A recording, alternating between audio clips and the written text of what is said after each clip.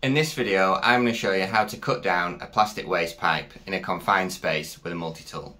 So what we're wanting to do is we're actually wanting to put a washing machine in here, and we're going to have a worktop that sits just above this pipe. So in order to get our washing machine waste into here, we need to cut this pipe down. The first thing we're going to do is put a mark on where we want to cut our pipe down. It's always better if you cut the pipe somewhere near a clip. It'll just give it a bit more stability when we go in with our multi-tool. To ensure we get a nice straight cut along the top of our plastic pipe, we're actually going to use a spare pipe clip. So we've got our pipe clip here, which is the right diameter for our pipe, and we're just going to clip this over the top.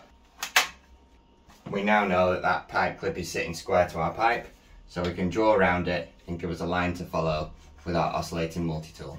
You can get away with using wooden plastic blades to cut through plastic pipe, but I'd always prefer to use a wooden metal blade. I'll pop a link to these in the description. These are brilliant because you can cut through a wide variety of materials, and they're always worth having alongside your oscillating multi-tool. So load that up. Your speed doesn't matter too much with your multi-tool, but whenever I'm cutting through plastic, I always opt for a slower speed, as I feel like it's less likely to burn the plastic pipe. The multi-tool will only ever cut you if you have your finger on the blade. They're very good at not cutting you, so you don't need to be too worried about your fingers coming close to the blade.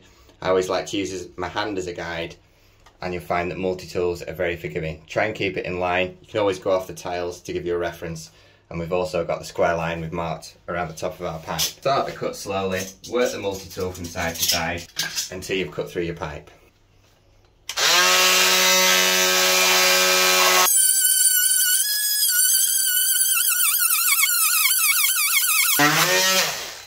You can see that the pack is really useful here, as it helps to hold the waste pipe stable so the multi-tool can cut through it. If your pipe's vibrating around, your multi-tool teeth can't actually cut through it, they just move with the multi-tool. So by having it fixed securely, your blade actually starts to cut through the pipe. Sometimes this little plate on your multi-tool can catch on your pipe, so you might just have to widen it a little bit and then go back in with your multi-tool.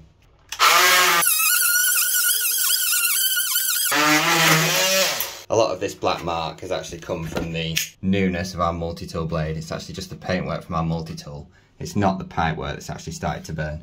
So I'm just going to clean that up with a file. Smooth the edge with your file on the inside of the pipe as well.